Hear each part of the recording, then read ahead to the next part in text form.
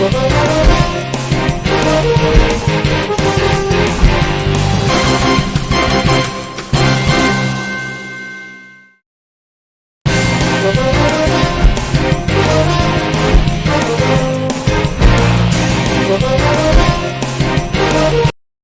bem, programa Painel Alagoas aqui no estúdio TheCast, 3 plataformas, na Rádio Correio, na Rádio Satuba e também a 4ª agora, que é no YouTube. Quero aqui agradecer primeiramente a Deus.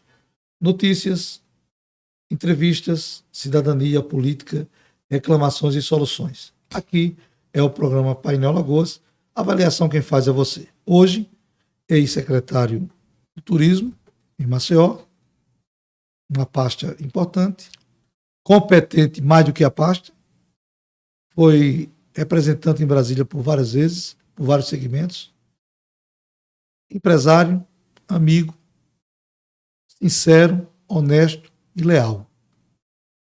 Tem meu respeito. Ricardinho Santa Rita, bom dia. Bom dia, boa tarde, boa noite. Já que a gente está na plataforma digital, não sei que horas as pessoas vão nos assistir, mas primeiramente grato pelos eternos convites de sempre, onde o amigo Luiz Hamilton passa, sempre convida o amigo Ricardo e a gente sempre está junto aí batendo papo sobre o todo, né? E já construímos uma história juntos interessante para a nossa terra, né? Para a nossa cidade, para o nosso estado. E agora estamos novamente aqui. Obrigado pelo convite, vai ser uma bela conversa hoje.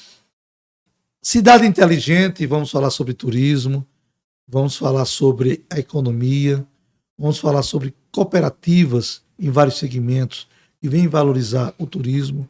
Vamos falar dessa porta aberta que é o crescimento após pandemia. Ricardinho Santa Rita, você é uma pessoa que tem uma preparação dentro de um contexto para a sua idade bem evoluído. Vamos lá sobre cidade inteligente em Alagoas, principalmente capital Maceió. O que significa, no radical da palavra, cidade inteligente para um plano diretor totalmente falho de Maceió, onde frente para o mar os prédios são altíssimos, tira toda a beleza quem está atrás, ninguém tem. Mas a cidade inteligente tem vários outros fatores. Não é só a questão de reorganizar o plano diretor.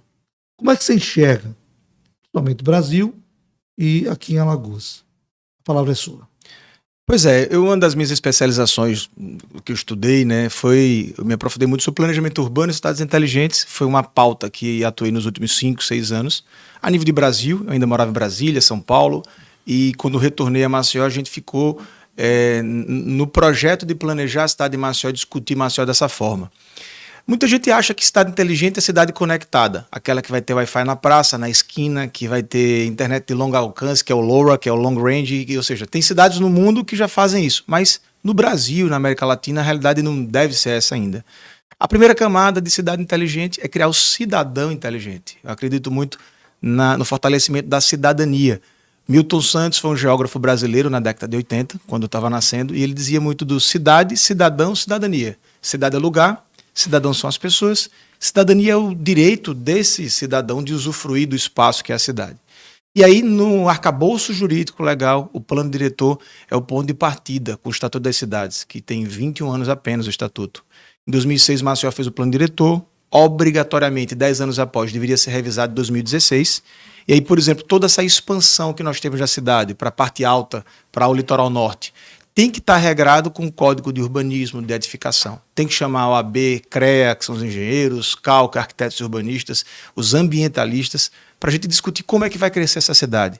Também junta Cresce, Sinduscom, porque construtores e o setor imobiliário. Aí você vê os sociólogos dizer, não tem que ser o capital que vai mandar no crescimento da cidade, mas a gente tem que juntar em audiências públicas todos os cidadãos. As forças. As forças, chamar a associação comercial, a Câmara de Dirigentes Lojistas, a Aliança Comercial que toca a parte do centro, a Federação da Indústria, FEComércio, o SEBRAE, todas as entidades dos setores produtivos, porque se você vai crescer bairros, expandir regiões, tem que ter o que Jaime Lerner, a acupuntura urbana, professor Jaime Lerner, que há um ano, eu ainda estava na prefeitura, a gente teve uma reunião, eu e o prefeito virtual com ele, com a equipe, para você pensar como a pessoa pode. A prefeita de Paris e a de Barcelona são mulheres, já falam sobre isso.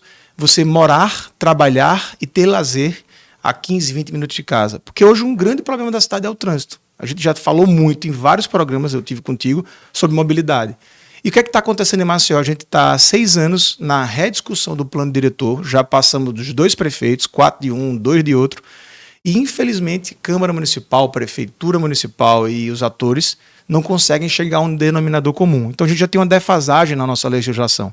Então como é que eu vou discutir uma cidade futurista de construção de frente se eu tenho deficiência nos 76 unidades de saúde, nas 140 unidades escolares, nos 18, 20 CRAs, que são as unidades de ação social, estruturais. Se eu não tenho ainda um plano de carreira para que... E minha mãe foi servidora da Prefeitura de Maceió durante 3 décadas e meia.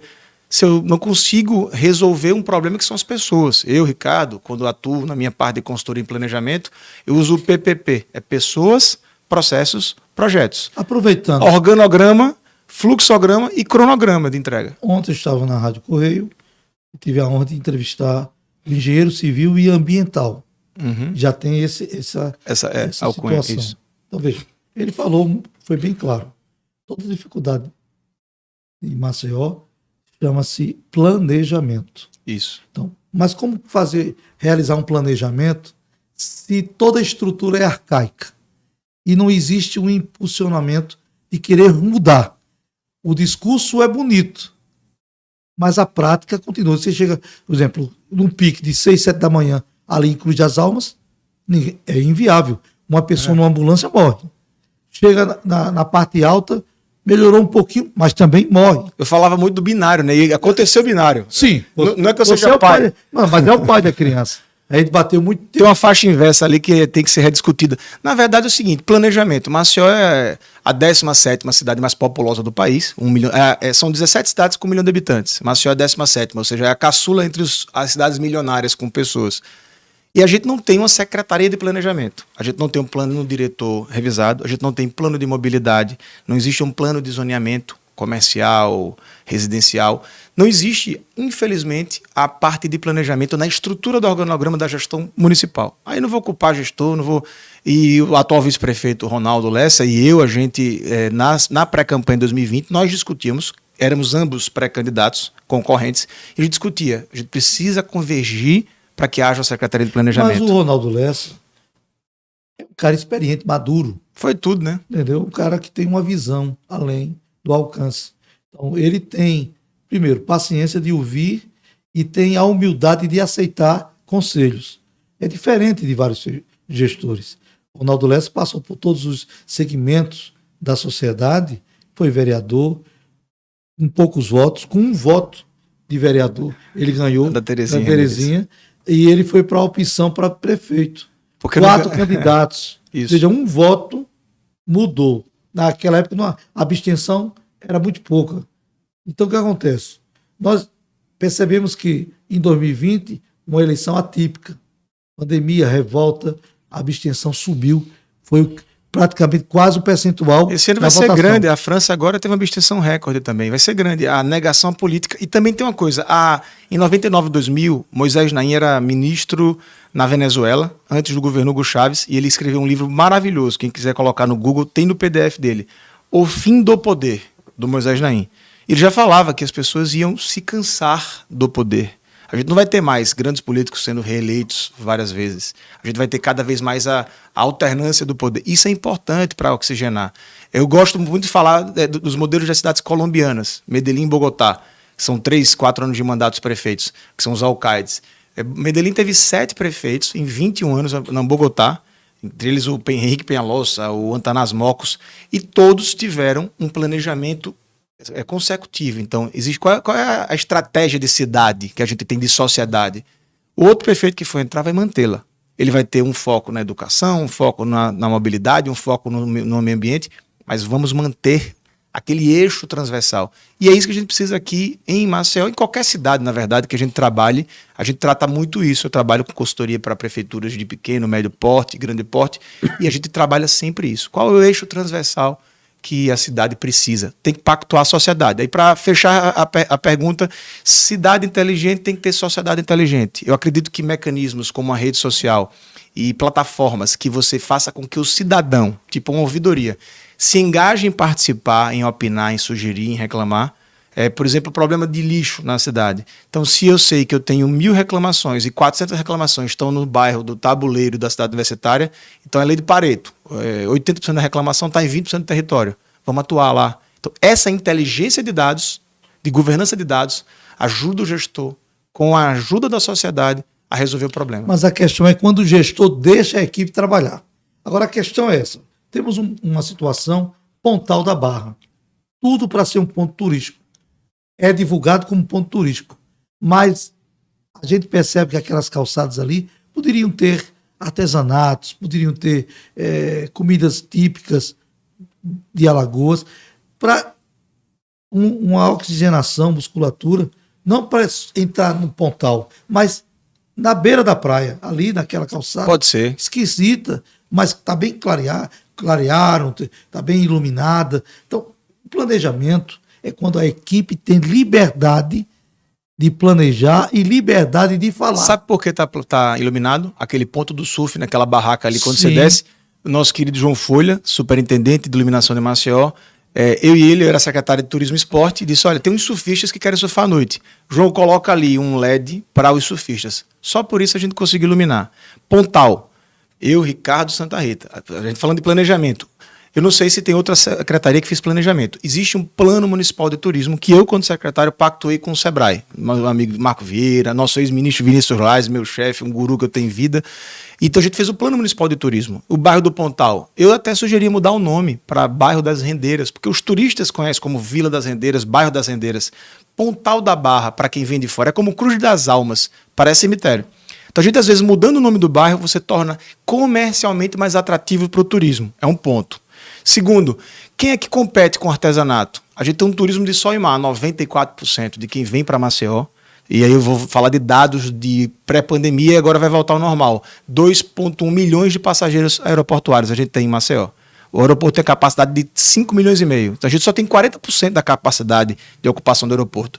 Então esses 2 milhões de turistas, eles vêm majoritariamente, 94% por causa de sol e mar. Pega a CVC, ou a Luque, ou a Sol e Mar, ou a Azul Viagens, ou Marcão Turismo, Santa Rita Turismo, enfim, Jaraguá. Todas as empresas de receptivo levam, por exemplo, o Litoral Sul, Litoral Norte, e eles voltam no final da tarde. O Pontal, ele não tem que abrir, na minha opinião, isso é a minha opinião, eu falava com a Lígia, que é uma líder das rendeiras do artesanato do Pontal. Não tem que abrir das 9 da manhã às 17 horas, tem que ser fim de tarde. Colocar uma música ali, criar uma ambiência, gastronomia de petiscos para essas pessoas que estão voltando do pós-almoço e ainda no pré-jantar. Comida diferente. Coisa, é o pocket, é o finger food, é comida de você comer, sei lá, uma tapioca, uma coisa diferente, prototipar, e você tem que envelopar a gastronomia. O artesanato, vender artesanato. Qual é o horário de consumo do Pontal da Barra, pelos estudos que a gente tem? Das 17 às 20 horas. O que é que tem para o turista fazer depois da praia e antes do jantar? Eu acho que tem um Pontal. Então a gente tem uma oportunidade e é justamente envelopar. Era uma ideia que a gente tinha, começamos a fazer, mas tomara que seja feito, ou agora, ou ano que vem, ou quando eu voltar, quando eu for prefeito, sei lá, a gente fazer esse negócio. Como é? Ninguém sabe o futuro, né? Você está dizendo que podendo ser prefeito? Por que não? Você tem 36 anos, né? É jovem, né? Profetizaram, menino. Mas eu falo Pontal porque eu tenho igrejas naquela região também, e a gente começa e voltar. E essa direção, vejo que não há um planejamento, uma organização, exemplo. Porque passou a Salgema, agora o de Braskem, ali é morto. Não. De jeito nenhum. Jamais. Ali é a oportunidade de você criar crescimento. O metro quadrado de classe A em Maceió é a ponta da Ponta Verde, mas hoje no estado de Alagoas é a expansão imobiliária dos condomínios após a ponte. Hoje a gente tem um boom ali na Barra Nova, na Massagueira, ali na Ilha de Santa Rita. Eu brinco muito que é a minha ilha, né? Porque meu sobrenome é Santa Rita. Mas ali na Ilha de Santa Rita existe um boom populacional de público de alta renda. Terreno de 15 por 30 sendo vendido por 250, 300 mil reais, até mais. Tem terreno de 600 metros quadrados por 1 milhão, 1 milhão e meio ali na Laguna. Então o que é que acontece? Como é que eu vou ter uma ponte de Valdo Soroagi em que do lado de cá está morto, do lado de lá está vivo? Não existe isso. A gente tem a atração do turismo de água doce e salgada naquela região. A gente tem a antiga escola de marinheiros, a escola náutica, que é o campus Tamandaré, antigo Detran, que eu, secretário, com 15 dias, trouxe a equipe do Ministério do Turismo e disse, vamos resolver aqui. Para fazer o que aqui? Vamos trazer... vai ter cassino no Brasil? Bota aqui. Vai ter o quê? Um Condor Resort, vai ter o Ventura Mall que tem lá em Miami. Bora botar aqui. Vamos trazer essas pessoas. Vila Galé de Portugal, o Jorge Rebelo, que vai botar 430 apartamentos na Barra Santo Antônio, na Ilha da Croa, coloca aqui. E a gente fez a reunião. E eu fui a Brasília 3 vezes, porque eu acredito no potencial daquela área. Vai demorar 3, 5, 10 anos, não importa, a gente tem que começar a planejar.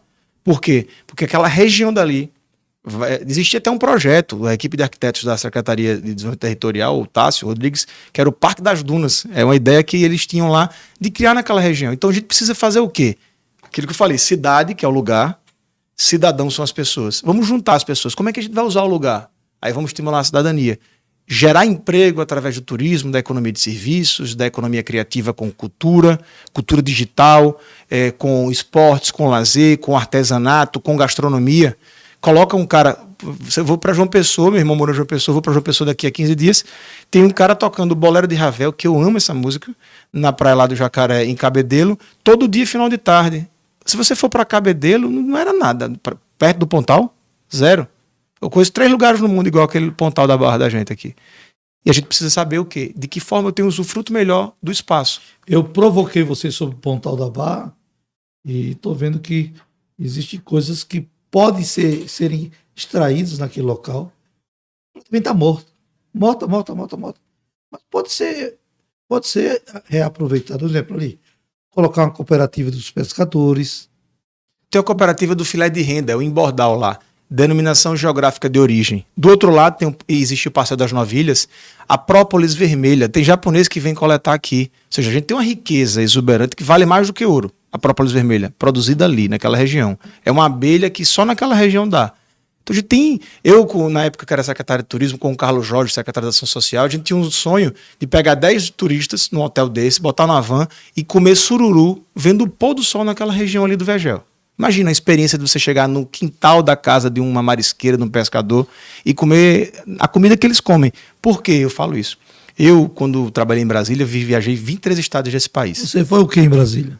Fui assessor especial do Ministério do Turismo, do Ministério da Agricultura, coordenei a fusão do Ministério da Pesca com a Agricultura, secretário nacional no Ministério da Integração, aí fui assessor técnico do Sistema Sebrae, e também tive empresa lá. Mas eu rodei o Brasil e, por exemplo, uma das experiências mais ricas da minha vida foi na Ilha do Marajó, andar de búfalo, comer queijo de búfalo, tomar açaí quente com carne seca, com a goma da tapioca.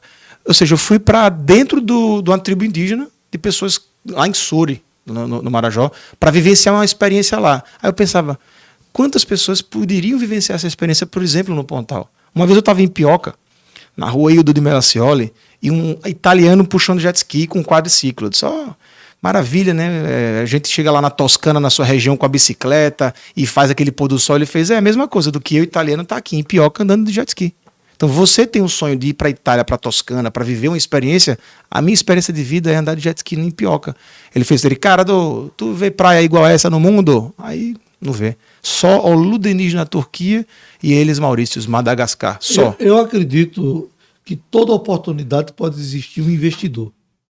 Existe todo um investidor. Momento pode existir um investidor. Existe um investidor. Não só oportunidade, como também aproveitar desse momento. E a Alagoas, ela se vende.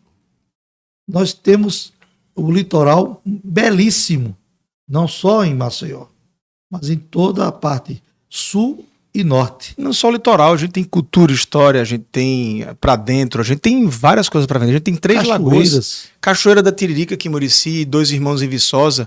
A gente tem 3 lagoas. 3 lagoas para vender. Na verdade, a gente tem mais do que 3 lagoas, porque a Lagoa do Roteiro não entra nessas 3, mas tem Roteiro, tem Jiquiá, tem a Manguaba, tem a Mundaú, a gente tem lagunas pelo interior, a gente tem um cânions de Xingó, cânions molhados no mundo, Capitólio lá, em Escarpas do Lago, em Furnas. Artificializado. A gente tem aqui um que é semi-artificializado, mas é belíssimo. A Gruta do Talhado, lá em Piranha, naquela região de Xingó. Temos o Rio São Francisco. Penedo. Temos o Rio São Francisco. Penedo, Pão de Açúcar. Pouca Essa gente região. conhece o povoado Pichain do Seu Aladim, lá em Piaçabuçu, das dunas movediças. Pouca gente conhece o projeto Peixe Boi, nasceu agora no Peixe Boi, no cativeiro lá em Tatuamunha. Uma coisa rara. Raríssimo. A gente tem um berçário de cavalo marinho aqui no Distrito da Saúde, conjunto Otacílio Holanda, aqui em Maceió. A gente tem, eu moro na Pajuçara, a gente tem uma piscina natural na Pajuçara e tem uma na Jatiuca e outra na Ponta Verde. Se você perguntar para o alagoano, quem já foi para a piscina natural de Pajuçara? Aí 90% já foi. Quem já foi para o farol da Ponta Verde, que todos os dias Deus nos dá uma maré baixa, pelo menos, para a gente ir encaminhando 250, 300 metros, tocar no farol da Ponta Verde. Quase ninguém foi. E quase ninguém foi. Meu pai mora ali na rua São Francisco de Assis, na Jatiuca. Quando está a maré baixa, abaixo de 0,5, você dá 35 passos. A gente tem 3 tipos de corais diferentes na maré baixa, na Praia de Jatiuca, numa experiência, eu que gosto de mergulhar, surreal.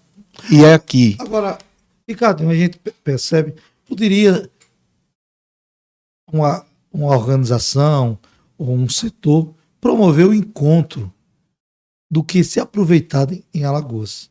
Que a gente percebe grandes riquezas. Não precisa você ir para outro estado e para outro país. Nós temos riquezas que muitas das vezes não são divulgadas. Principalmente não são divulgadas. Vou dar aqui um exemplo muito interessante. As 9 ilhas. Está dentro praticamente de Maceió. É Maceió Marechal, mas é Alagoas, é isso. Região metropolitana, não Então, o tem. que acontece? A gente percebe que ainda tem o almoço, né? Aqueles restaurantes ali do Pontal. Então, o pacote é completo. A gente percebe que tem mangues ali que não são explorados. Tem que incentivar a limpeza também do mangue. Então, outra coisa, alguns condomínios invadiram o mangue. Condomínios de luxo. Aí é onde vem a pergunta. Por que o IBAMA não fiscalizou? Esse seu sorriso aí, por que você sorriu? Não, É uma crítica? não. Esse sorriso é uma crítica? Às vezes a melhor crítica é o silêncio. A melhor resposta é o silêncio, porque a gente deixa a margem interpretativa Tá para vendo, outrem. Porque, por exemplo, vai construir uma casinha ali, é uma fiscalização terrível. Vai construir um condomínio que afeta toda a estrutura. Vou lhe responder. Aqui tem. Aquele está falando aqui do paredão no Rio Ipanema, entre Batalha e Belo Monte. Tem um paredão lá, tem um açude do Denox. Ou seja, a gente tem no sertão. A gente tem um rio, o maior rio artificial de Alagoas, 120 quilômetros, é o Canal do Sertão até o Trecho 4. Eu trabalhei no Ministério da Integração e arrumava o dinheiro disso. Então a gente tem atrativos maravilhosos em Alagoas. Você arruma dinheiro também, é? Na época arrumava. Não tem esse marco referencial do turismo? Eu quase Temos respondia. que explorar você, porque quem cresce com isso é Maceió, é Alagoas. São os alagoanos e os maceienses, é o mais importante. É. Isso, e outra coisa, o dinheiro vai girar aqui na nossa terrinha. Não, você vê, turismo, a cada R$100 que circula na economia de Alagoas, 38 vem do turismo, direto ou indiretamente. Então, 38% do PIB, da riqueza do nosso estado, vem do turismo. Então, vamos investir nisso. Mas respondendo a questão do licenciamento ambiental, não vou fugir não da sua pergunta. Porque é uma crítica. Quando eu faço planejamento estratégico empresarial, mas principalmente de consultoria de gestão pública, eu gosto de usar 2 métricas de metodologia, são conceitos. As 17, a matriz Agenda 2030 da ONU, são os 17 Objetivos de Desenvolvimento Sustentável. E lá tem água potável, comunidades resilientes e sustentáveis, e eu acredito muito nisso, na questão do desenvolvimento sustentável. Quando eu, secretário de Turismo, fiz uma entrevista há exatamente 1 ano e disse, vamos criar um parque marinho da Pedra Virada. Já existe. Toda a barreira de corais, a Pedra Virada, todos os dias a maré baixa, a maré cheia, estava a maré baixa agora de manhã, eu dei um mergulho hoje 6h30 da manhã na Pajuçara, agradeci a Deus, porque o mar, a natureza, a conexão minha, ser humano, espiritualidade com a natureza de Deus. E aí você vê, a gente queria criar um parque marinho da Pedra Virada. Eu recebi críticas. Aí me liga o CEO da CVC na época, disse, manda para mim um card que eu vou colocar em 1.500 lojas da CVC no Brasil inteiro, que Maceió tem um novo produto. É novo? Não. O que é que você vai fazer, Ricardo? É um decreto marinho, como acho que foi o Farol da Barra, fizeram lá em Salvador, falei com o secretário de Salvador, e disse, Ricardo, vou te mandar aí as coisas e faça em Maceió. O que é que eu queria? Os jangadeiros da Pajuçara têm filhos, e ali é uma colônia de pescadores, é uma licença.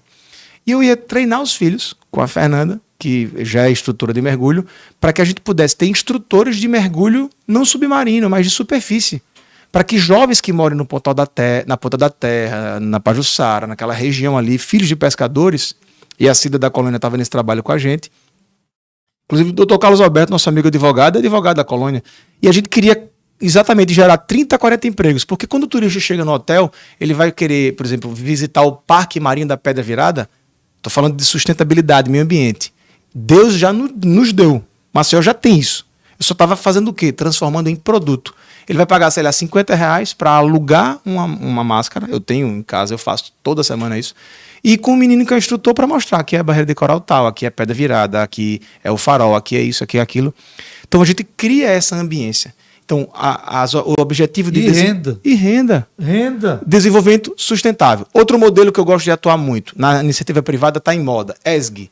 Environmental, do E, que é meio ambiente, S de social, do social, e G de governance, que é governança corporativa. Então é meio ambiente, social, né, que é o socioambiental, e governança corporativa, ou seja, relacionamento institucional, governo, empresa privada, pública, sociedade. E esse modelo ele começa com o meio ambiente. Então todas as grandes empresas do mundo estão com essa pegada ambiental. Aí porque IBAMA, INMA autoriza as licenças, aí muito daquela região da Massagueira, da Barra Nova, da ilha de Santa Rita, da Ilha da Coroa, Barra Santo Antônio. Da sua ilha também. Das nossas ilhas, exatamente. Existe o TCV. Ilha Santa Rita. Santa Rita. Termo de compensação vegetal. A cada 1 hectare suprimido de mangue, aí vão replantar tanto de... Enfim, não vou entrar na legislação ambiental. Existe todos os órgãos de controle, Ministério Público, Estadual, Federal, principalmente o MPF ambiental, que é muito atuante. E aí... Eu não vou entrar aqui no mérito sobre as licenças, eu não vou questionar aquilo que já foi publicado e já está construído. Mas a gente precisa ter uma atenção ao desenvolvimento Que a sustentável. gente pode destruir os nossos mangues. Por E exemplo, perder... o caranguejo. Se eu tenho um turismo de sol e mar em Alagoas, Maceió principalmente, e eu perco as piscinas naturais, por exemplo, a gente ia fazer a engorda de praia aqui em Maceió. A praia na Cruz das Almas, no Posto 7, e a praia da Pajuçara, ali no comecinho, perto do porto, a areia da Pajuçara é branca e fina. Na Posto 7 ela é meio amarelada, avermelhada e grossa. A granulometria da areia é diferente. Então você vê uma peculiaridade. Em 5 quilômetros você tem 3 tipos de areia diferentes. Então como é que eu vou fazer? Vou misturar, vou mexer nisso. A areia fina, branca, é como se fosse cal, é o calcário dos corais que estão morrendo e a areia vem para cá, e lá na outra região, como é mar aberto, não tem calcário, aquela areia vem mais ou menos do fundo do mar, vem avermelhada, ou seja, existe uma formação geológica diferente. Aí a secretária de turismo falava isso, cara, rapaz, tu é doido? Disse, não, eu tenho que entender o que é que eu tô... Eu tenho um produto que são 5 quilômetros de praia, então eu tenho que entender qual é o produto que eu estou vendendo para o Brasil, para o mundo. Se eu recebo 2 milhões, 3 milhões de visitantes por ano, eu tenho que entender porque é economia de mercado. E o mais importante, eu não quero que o governo tire dinheiro para investir em turismo, não. Eu, secretário na época, era a iniciativa privada que investia. A gente ia com o Ministério Público Federal licitar a orla. O cara do Rock in Rio, o Rubem Medina, o Luiz Justo, que é o presidente, o CEO do Rock in Rio, os caras queriam, por exemplo, eles poderiam comprar os direitos da orla de Maceió. A Credicar, ou a Visa, ou a Master, ou a Elo, comprar os direitos de Maceió. Para que todos os ambulantes cadastrados, uniformizados, com a maquinetazinha, com o Pix, com o QR Code, com vigilância sanitária atuando para melhorar o serviço, gerando renda. Por exemplo, tem um vendedor de amendoim que ele passa das 8 às 18 vendendo amendoim. Só que ele sabe que a hora que ele vende amendoim mesmo é de 11, 11h30 até 1 hora da tarde, que é a hora que o cara já está pegando a fome, fica beliscando. Então eu vou dar uma licença para esse vendedor de amendoim, ao invés de ficar das 8 às 18 e pegar câncer de pele, porque essas pessoas não têm uniforme de filtro UV, não tem o protetor solar, o governo não dá. A gente sabe que não dá, é muito caro. Mas se a gente licitasse a orla, essa empresa ia fazer. Tem um projeto da empresa que ia a cada 500 metros colocar um alto-falante e ia fazer a rádio orla, para a gente transmitir notícias positivas, dicas sobre a maré, sobre a temperatura, músicas. Um lugar vai tocar forró, outro vai tocar jazz, outro vai tocar samba, e você envelopar a orla para que cada trecho tenha um perfil de público diferente. Então tem um público C, o público A, o público B, o público mulher, o público família, para tocar música de criança, por exemplo. Então a gente queria, na verdade, fazer em Maceió, nos 5.300 metros de orla, do Porto ao Posto 7, um modelo de gestão de espaço público para o Brasil. Era esse o desejo do Ricardo Santa Rita quando secretário. A orla de Jatiuca não dá. E se eu tivesse na secretaria, ia fazer. Se eu for prefeito, eu vou fazer. Ponto. Eita. A aula de Jatiuca não dá o quê? Já segunda vez que você fala sobre Prefeito. Ser governador, presidente, não sei. Vamos lá. Destino que Na tá. hora de Jatiuca, não dá, porque é Aham. curta. Mas a Pajuçara, você já foi a Aracaju? Já, eu Você vou. paga, Eu tenho empresa em Sergipe. mas é um pagamento fantástico. Você leva a família, lá tem um tubarão, lá tem tipo de peixe. Tem um projeto Tamar também. também fantástico. É porque eles têm espaço. Sim, mas a Pajuçara dá espaço a isso. Só que o Ministério Público Federal ele quer o desemparedamento de orla, não quer que hajam construções. Eu sou a favor. A gente pode construir aquilo, por exemplo, a cadeira. Maravilha a cadeira. Mas por que não é na frente da Leroy Merlin? Que não tem ambiência, gente. A gente tem que construir o quê? O espraiamento da orla de Maceió. A gente tem que criar densidade de É pessoas. outra orla chamada Cruz das Almas. Isso. Dali, no fundo ali. Ela é morta à noite. Ela poderia ter Mas é um vindo. novo projeto de expansão. Ali tem o Hotel Ritz e o Jatiuca, aí agora tem o Sol e Brasa, vai ter a Quitandaria, tem a Praça Gangazumba, aí tem a Leroy, tem um novo shopping. Então, eu acredito que aos poucos, tá aí, plano diretor. As ruelas da Cruz das Almas dificultam empreendimentos imobiliários. Então, a gente vai ter uma expansão para a região norte. Isso é vetor de crescimento, é para aquela região. Isso é notório. Isso já vai acontecer. E é o mercado, é o capital, é o mercado imobiliário que vai ditar a regra, porque o poder público não conseguiu fazer o arcabouço jurídico do plano diretor. Então o cara vai lá e vai comprando as casas. De jeito nenhum. Vai Exatamente. comprando as casas. E aí a gente precisa disso. A gente precisa que, se a iniciativa pública não resolve, a privada vai lá resolver. E eu não sou contra, não. Pô. A gente tem que juntar.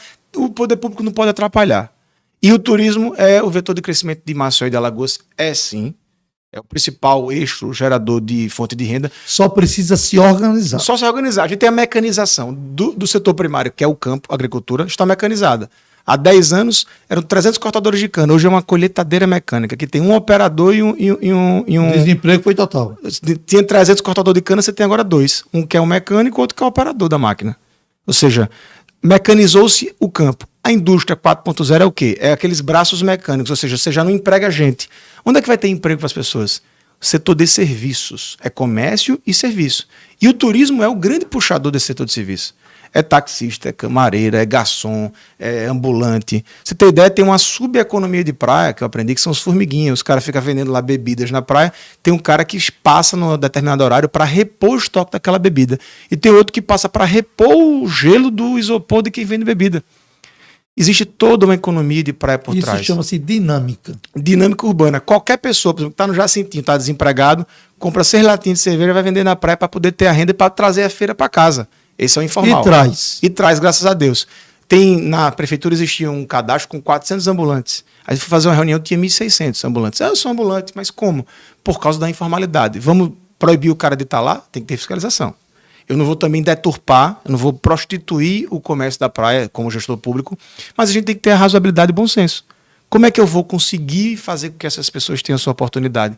Organizando. Outra coisa, Cadinho, não é porque temos um espaço de turismo que tem que qualificar esse ambulante, tem que gerar cursos, o tratamento, como ele se aproximar do turismo Sonhamos, ou do turismo. eu e o nosso querido ministro Vinícius Lages, em 2014, 15, ele era ministro, com a Escola Nacional de Turismo. E a gente sonhava junto. Uma vez a gente tá correndo no Parque em Brasília, disse, bicho, era para ser a primeira sede em Maceió. Aí eu tive a oportunidade de ser secretário, ele diretor do Sebrae Alagoas, e junto com a UFAL, nosso Quero mandar aqui o alô pro vereador Fernando Holanda. meu amigo Fefa, Fernando Holanda, gente boa, amigo de 30 anos. É o meu vereador, viu? Olha aí, Fefa, nossa.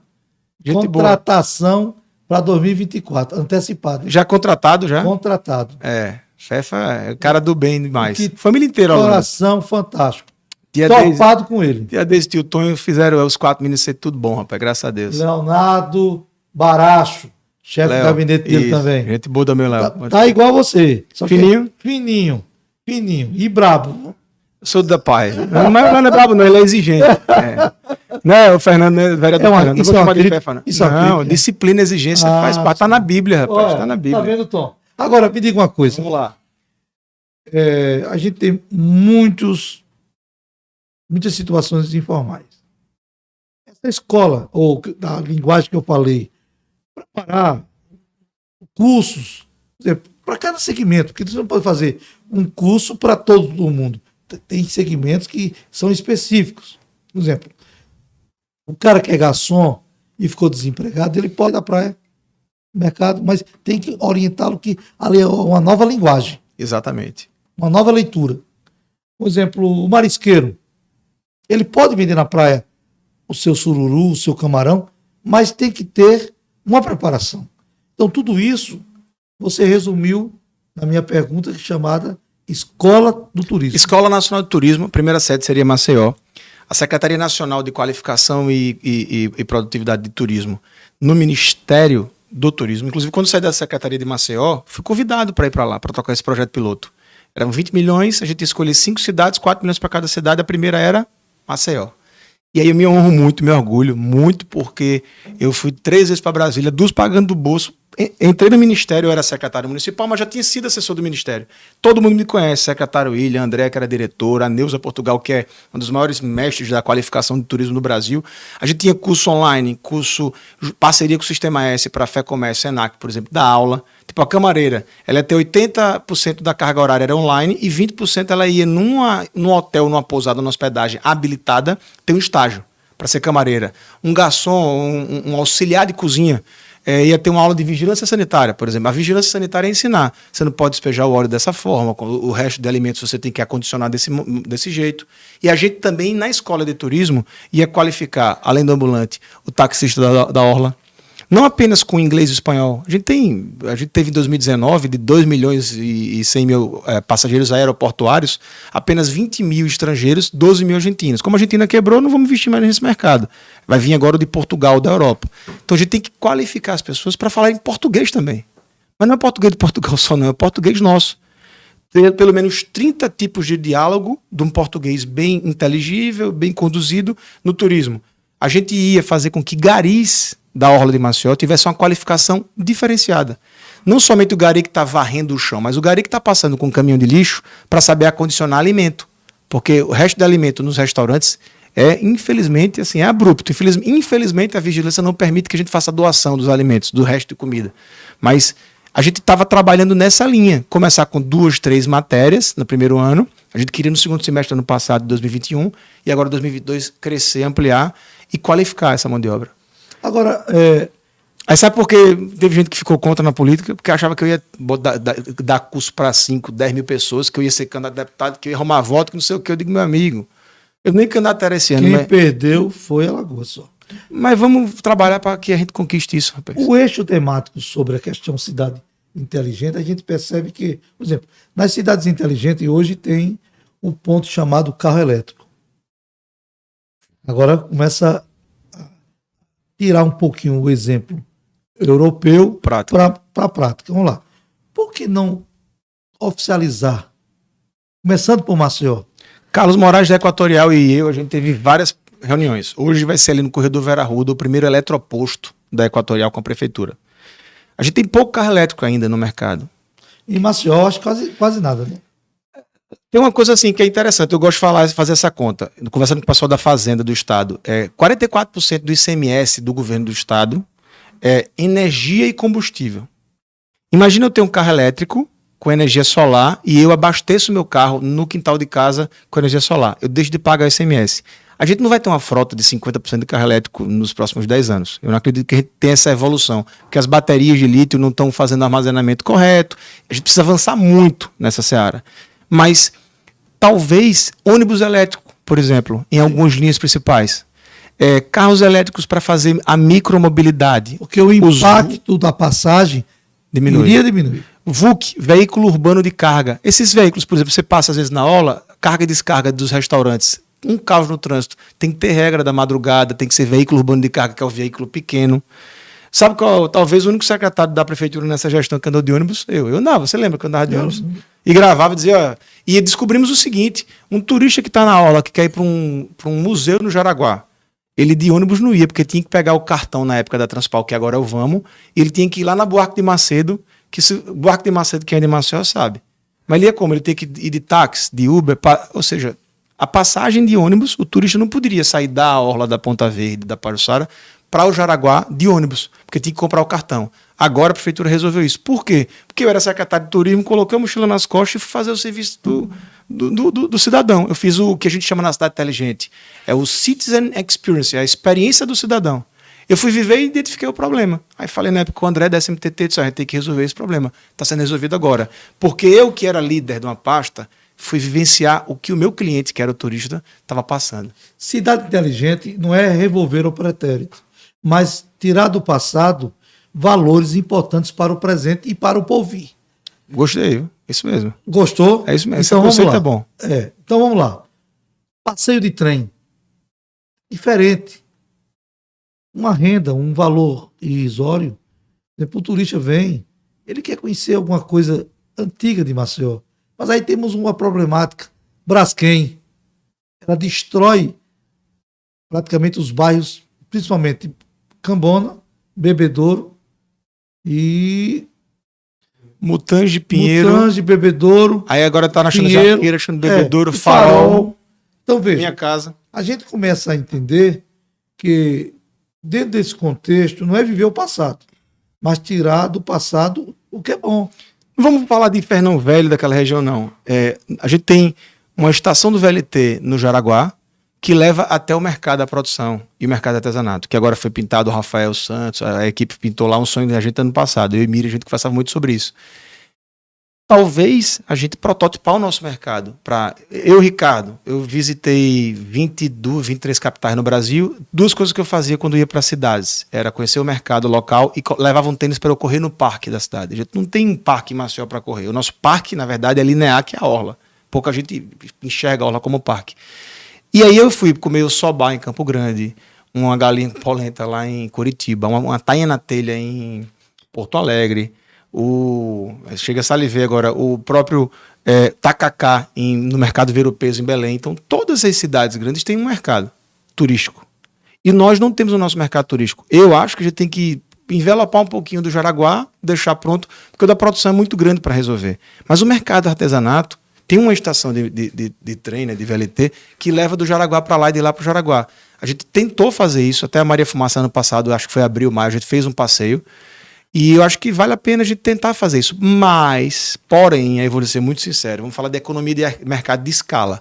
94% do turista que vem para Maceió é o classe C, que está vindo dos grandes bolsões de urbanismo do país, que quer sol e mar. Passa 5 dias em Maceió para ficar com a CVC, com a Luque, com a Sol e Mar, com a Jaraguá, com todas essas empresas de agência de viagem para ir para o Hibiscus, para ir para o Gunga, para ir para o Francês, para ir para Dunas de Marapé.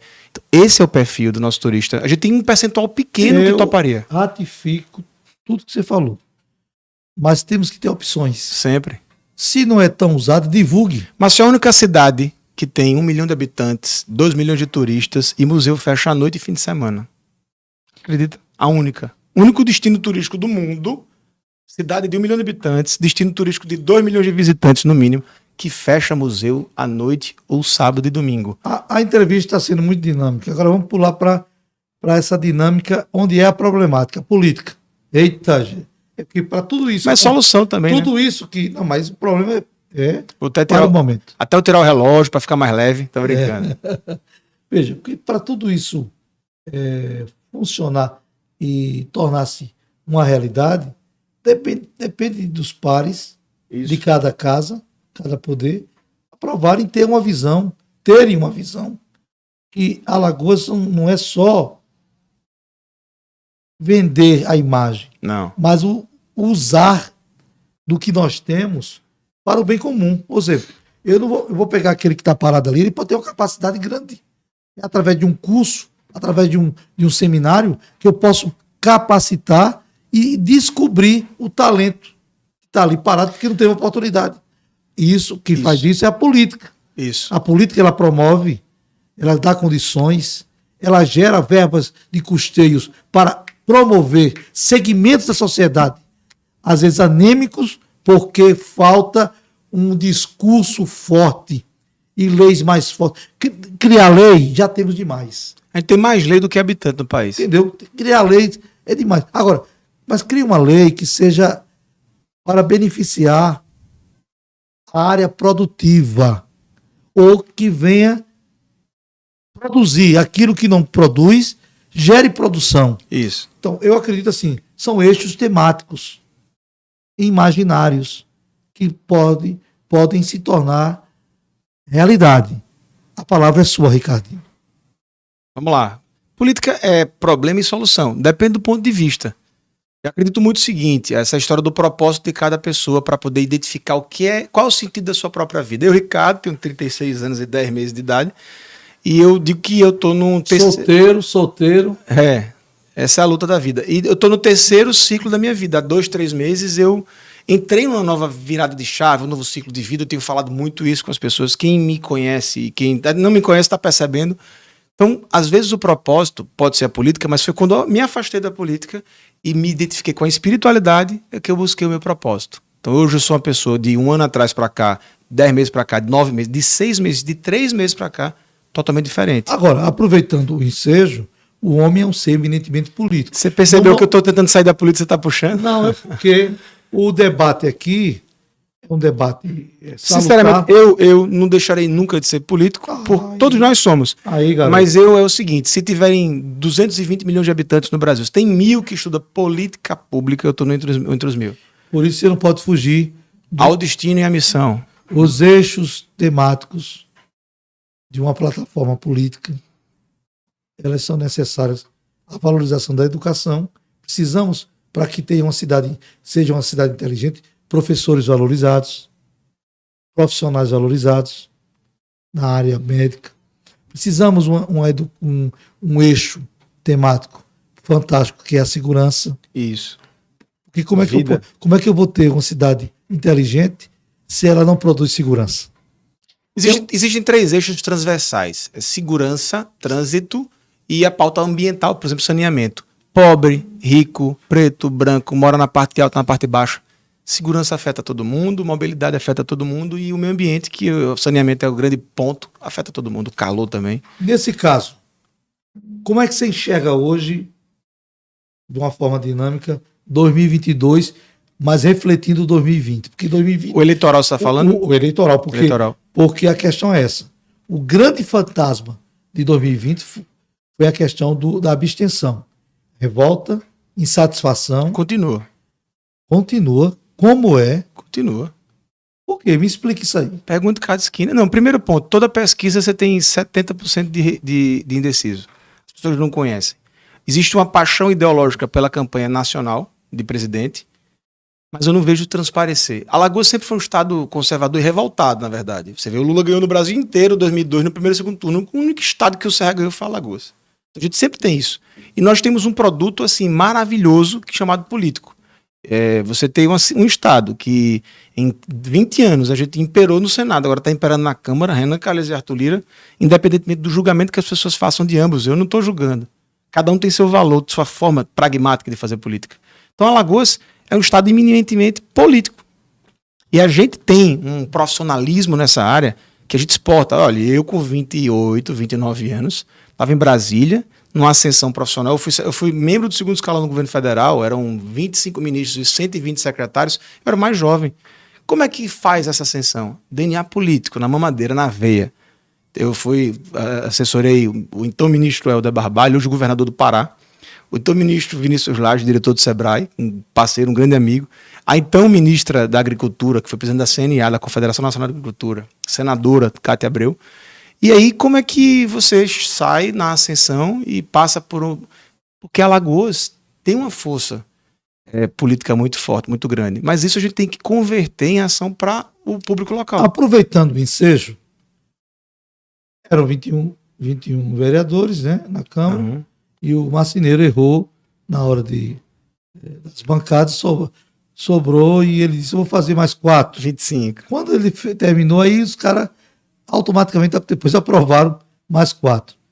Mas vamos trabalhar não cima dos 25. A mudança foram 14. Então foi mais do que 50%.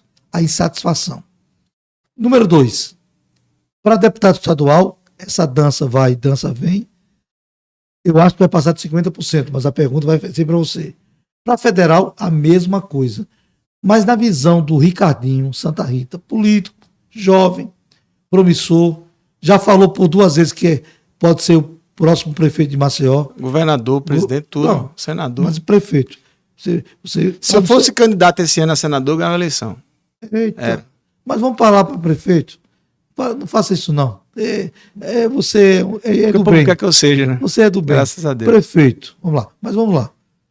Na Câmara houve uma mudança grande. 2020. Isso é notório. E não foi um impacto maior porque o Marceneiro errou Isso. mais 4 bancadas. Que depois ele tem uma bola. Tem que chamar esse Marceneiro para ele adivinhar o que vai acontecer no Brasil. Porque ele errou E acertou. e acertou, porque meses depois aprovaram mais 4. Nada é por acaso. É, por acaso. É o mistério da meia-noite. Nesse mistério da Em meia-noite. Provérbio 16, Rei Salomão. Salomão teve seus erros grandes, né? Mas os erros eram mais pessoais para si, sabe? Mas Salomão- prejudicou ele. Isso. E Salomão- prejudica o país. não, A exatamente. nação. A nação. A nação. O justo e o ímpio, né? Ele era ímpio consigo, justo com o próximo, mas aí, sendo ímpio consigo mesmo, ele transpareceu. Mas enfim, vamos lá. Depois fala de Davi e Salomão. Câmara dos Deputados. São 27. Assembleia são 27. Não, Câmara dos Deputados. Certo. 27. Eu não fugi disso aí. Alguns atuantes, outros entram, nem falam, sai mudo. A população nem conhece o nome dos 27. Na sua experiência pelo molde que foi formado para 2020, que não muda, ao contrário, eu acho que aumenta a insatisfação, aumentou e a abstinência vai ser mais. A abstenção será grande. Vamos lá. Dos 27, faltam quanto? Voltam. Bora botar 50% aí, 13, 14, 15. É assustador, viu? 15. Pela primeira, vai Por quê? Porque a regra eleitoral, muito clara, primeiro você concentra, metade dos deputados estão num partido só. E para reeleger todo mundo não é uma tarefa fácil. Não, metade não, mais, porque Mas 14 17, 18 no partido só. no MDB, é? No MDB, Meu pai é lá do MDB, eu nem sei. eu acho que é 17, 18. O resto, uma parte foi pro PP e outra parte União Brasil. O que é que acontece?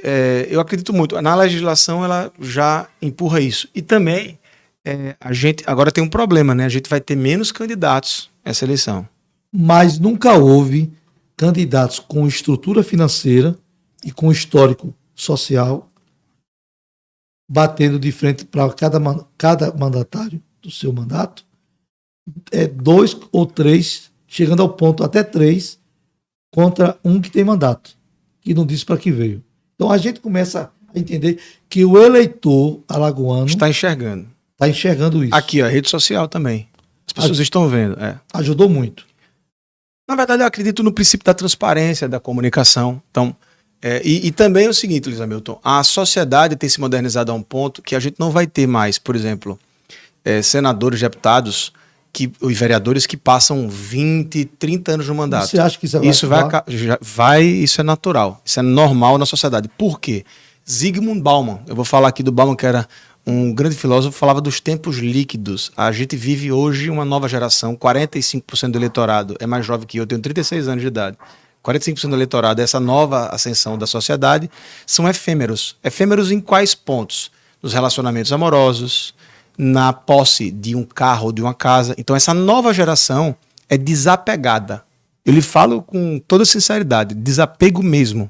Eu falo depois de mais de uma década que eu tive relacionamentos maduros, fortes, namoros, e fiquei solteiro, eu vejo a geração mais nova que eu desapegada de relacionamento. Então você é um homem que maltratou vários corações.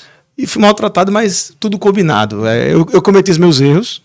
Hoje eu confesso, pedi perdão aos meus amores, cometi meus erros. Falo rindo, mas doeu bastante. E eu fiz muito nos últimos meses. Mas vale a pena a gente amadurecer com as dores das relações. Cada pessoa que passa pela nossa vida tem, na jornada da nossa vida, pontos de transformações. Eu sou muito grato a todas as pessoas que cruzaram meu caminho, sejam as namoradas, sejam amigos, amigas, sócios, sócias, parceiros de projetos, enfim. Caminhada é normal, as pessoas passam pela nossa vida para nos ensinar. Cabe a nós enxergarmos as lições e aprendizados daquelas relações. Casa Tavares Baixo, 27, no máximo. 50% acho que... E olha lá, pode até aumentar. Pode, mas eu acho que como tem pouco candidato, vai ser ali 50%, 60%, 50%, 40% da renovação. Então o que acontece? A gente vive um momento que a sociedade, a nova geração na ascensão é efêmera nas posses. É desapego material, é desapego espiritual. Tem gente que muda de religião, tem gente que muda de banda favorita, muda de cor, tem gente que muda de opção de gênero sexual, inclusive. Então a gente está vivendo uma geração nova muito desapegada. E isso vai refletir na política nos próximos 10 anos, de pessoas que acham que têm força.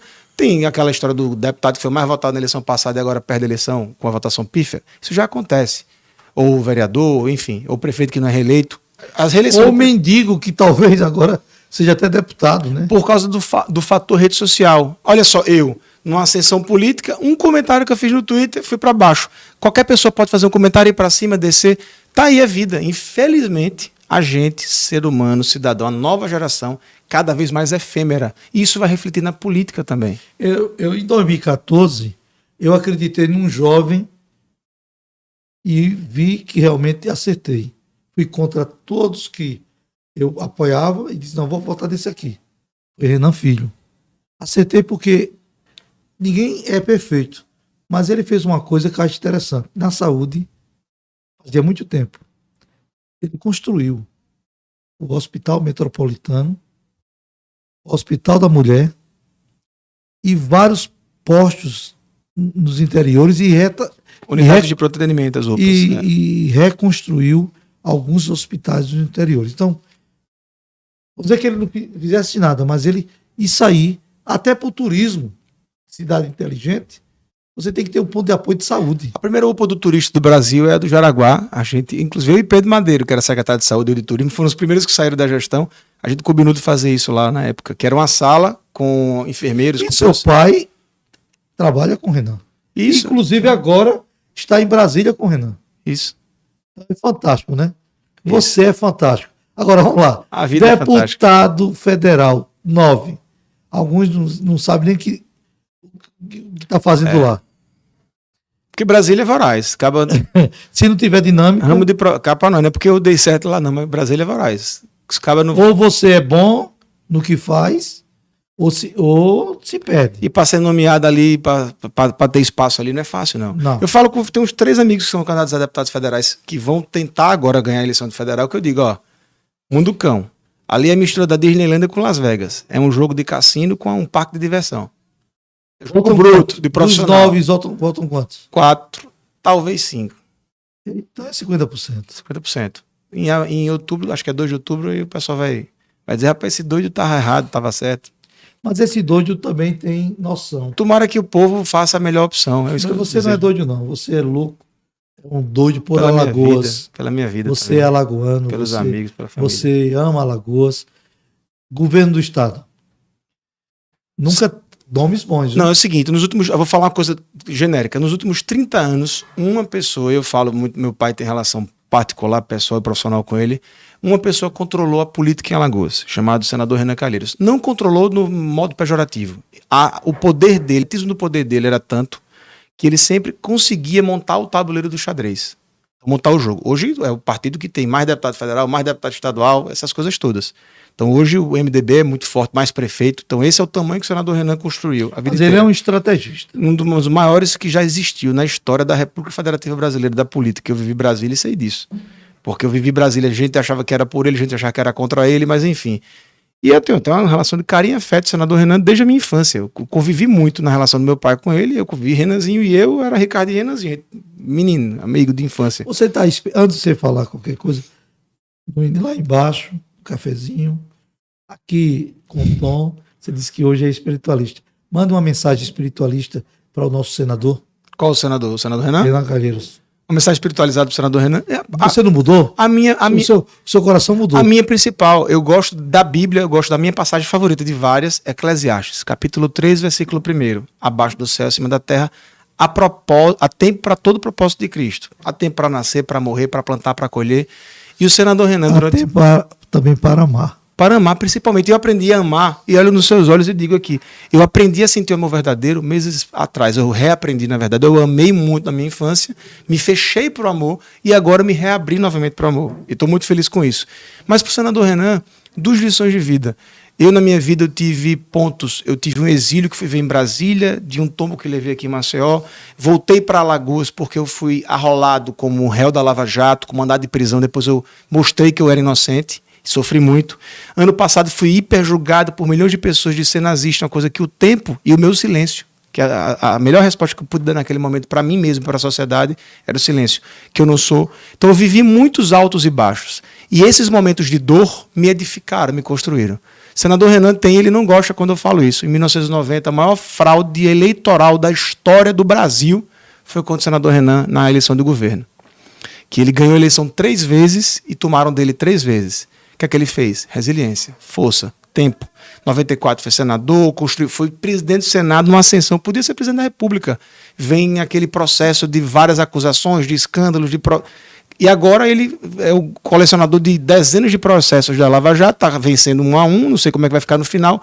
Então é um homem que ele usou da resiliência, da força e do tempo para poder reconstruir a trajetória dele.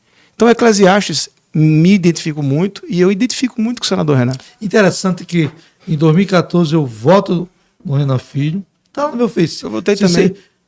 E fiz campanha 1 ano e meio antes. Ninguém sabia que o Renan era candidato, eu sabia. Em 2016, no hotel Maceió Mar Hotel, foi feita uma reunião. Eu disse que não votaria no Rodrigo, mas votaria no Renan Calheiros. Com a zoada, sei o quê. Pastor, 2018. Então, veja, eu hoje me sinto muito à vontade. Tem aquele momento que você chega a uma maturidade.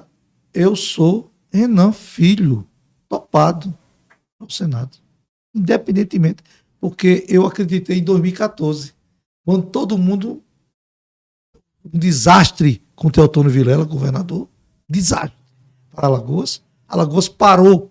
Alagoas não cresceu. 8 anos. Era o estilo dele. Não havia uma dinâmica, mas era o estilo dele, tem que respeitar. O povo padece pela escolha. Mas vem o Renan e você viu que realmente houve uma mudança. Eu não vou defender nem atacar ninguém. Existem momentos, as dimensões da Terra são essas, de provações e expiações, regeneração. Então, nesse meu momento espiritualizado, eu acho que cada um cumpre o seu propósito. Erros e acertos existem, mas cada um cumpre o seu propósito. Eu já sei quem é o seu senador, ponto final. Meu senador, não sei ainda. Eu queria votar em mim. Eu acho que é. Eu já fiz uma leitura. Você acha que é quem? Você? Ah. Não, deixa que depois eu digo a você. Não, diga agora, rapaz. A verdade liberta. Pode perguntar. Você acha que é o Renanzinho? Eu acho. Renanzinho é amigo de infância. Eu acho o seguinte: os amigos dele que fizeram parte do governo, que estão do lado dele, acham que ele tem que ser senador. Eu acho que o melhor governador da história de Alagoas devia ser candidato a presidente do Brasil. É porque as pessoas que estão acompanhando ele não acreditam nele, mas eu acredito. Eu acredito no Renanzinho mais do que o governo inteirinho dele junto. Posso falar? Fiz a leitura correta? Não sei que eu vou votar ainda não. Mas eu fiz a leitura correta. Você fez a leitura correta. Porque dentro do seu coração... Se meu pai for candidato a senador em outra chapa, aí eu vou votar no meu pai, entendeu? Eu não sei quem é candidato. Tem que esperar como é que vai ser. Mas foi o melhor... Vou repetir. Queira ou não queira. Renan foi o melhor governador da história de Alagoas. Antes tinha sido Suragi, agora ele, exatamente. Suragi era amigo do povo, era o pai do servidor. Mas ele foi pai da saúde. Renanzinho, a gente teve muitas divergências e convergências de debate. Inclusive, quando ele saiu do governo, mandou mensagem. Os caras, rapaz, você provocou? Eu disse, não, eu não sou amigo do poder. Eu só mandei mensagem para ele depois que ele saiu, para mostrar que, para mim, a pessoa dele é muito mais relevante do que o carro que ele ocupou. Você gosta do Renan? Vamos lá. Gosto. Eles gostam de mim também, graças a Deus. Se não gostasse... As cooperativas é a solução para uma cidade inteligente? Faz parte do processo, porque a gente precisa fazer o encadeamento produtivo. Você tem o grande, o médio e o pequeno. Imagina um shopping. Pronto, um shopping. Não tem as lojas âncoras? Sim. Aí você tem as lojas de médio porte, que são franquias. Você tem as lojas pequenas, que são marcas locais. Então essas lojas pequenas são em volume 60%, mas vendem menos. O que é cooperativa? É você juntar pessoas que têm o mesmo tipo de talento. Pode ser uma cooperativa de marisqueiro, de pescador, de artesão, de produtor rural. Então eu, quando secretário, fui do Ministério da Agricultura, fui secretário nacional de irrigação. Então as cooperativas e os perímetros irrigados, a gente tinha muito pequenos produtores que se uniam para juntos poderem pagar uma conta de energia, uma conta de estoque e armazenamento, por exemplo, de uma produção agroalimentar. Então, a cooperativa é importante nesse ponto. E a melhor cooperativa, A do Brasil, eu vou dizer, o melhor do Norte e Nordeste é a Pindorama, tá? Em Coruripe. Do Brasil, eu conheci muitas cooperativas no Brasil, quando trabalhei em Brasília, e a gente tem a Aurora em Chapecó, que é excepcional. Mas a Pindorama tá show. Fantástica. Pindorama é E a maravilhosa. mensagem? Ninguém é forte sozinho. Rapaz, esse refrão aí dela é fantástico. Mas vamos lá. Nas suas considerações finais, o que esperar de Alagoas para 2022? A gente tem ainda, eu acho que 8 Você meses. respirou? Respirei porque Por quê?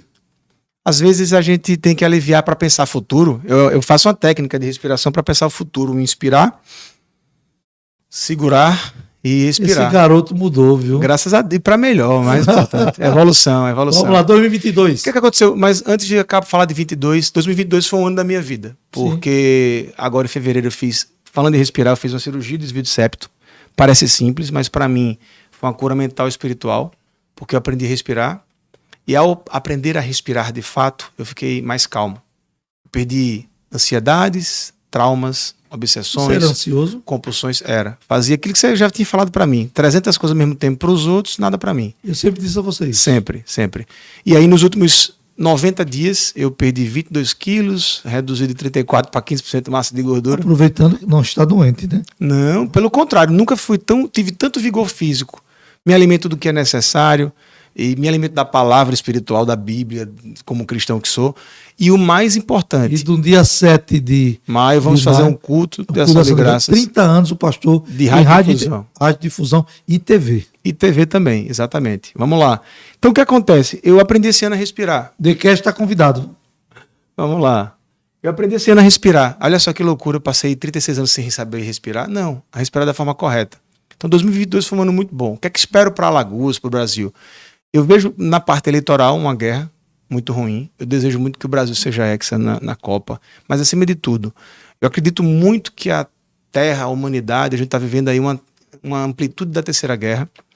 E eu queria muito que as pessoas apenas fizessem o que eu fiz nos últimos 10 meses da minha vida, que foi transformador. Olhar para si, olhar para dentro. Cultivar o amor próprio.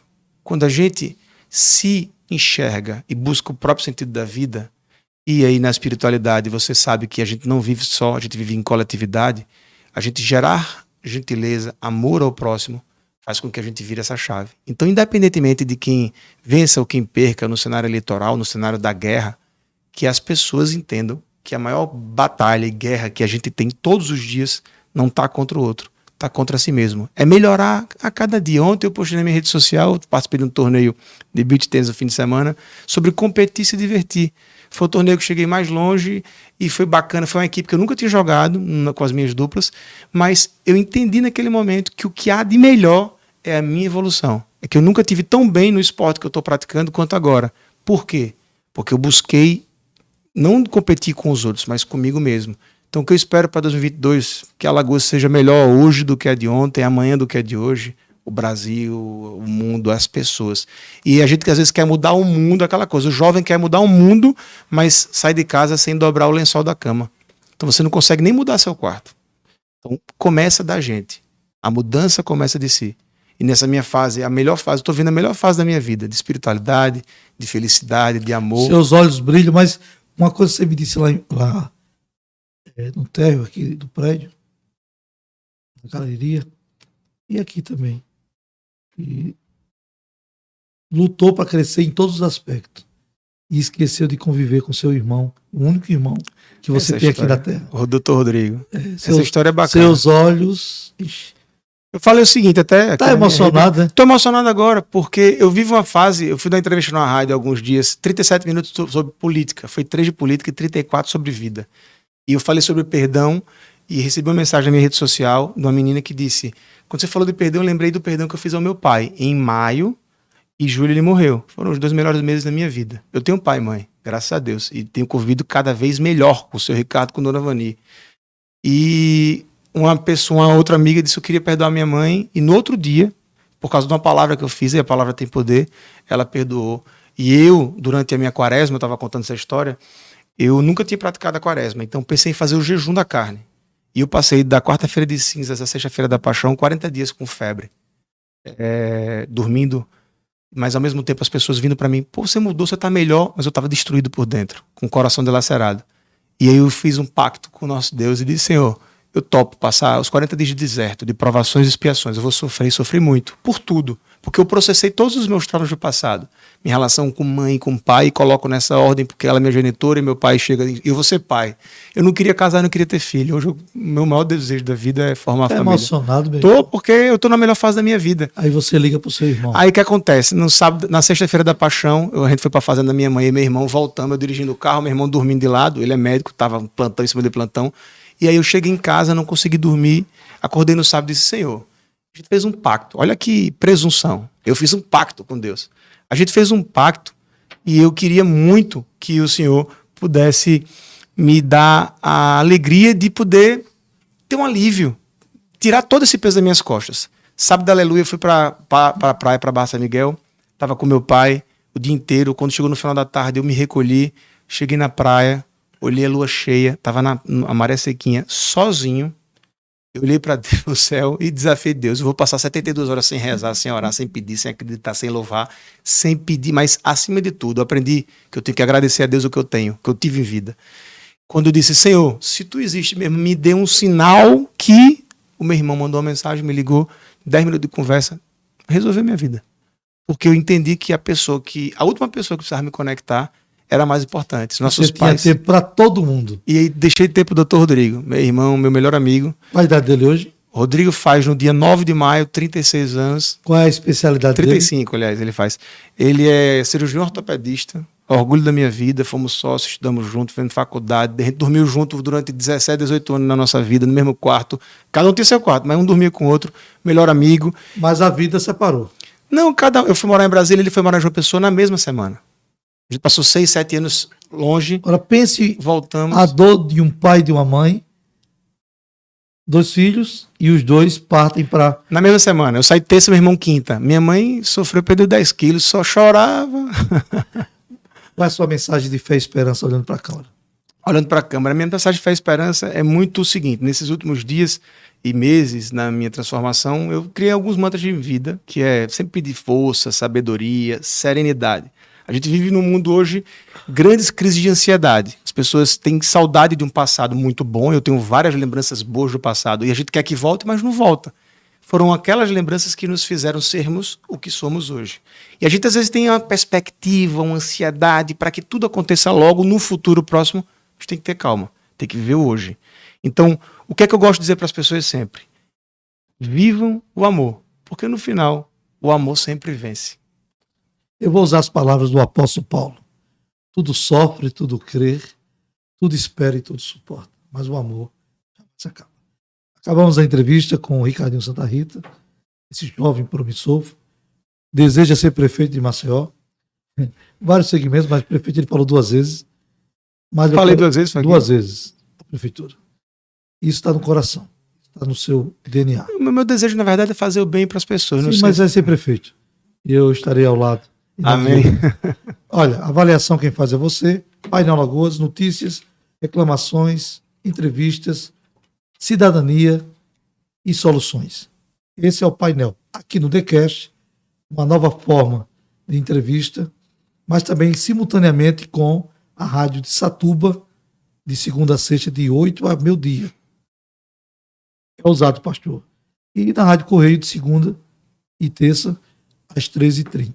Painel Alagoas, um painel de informações.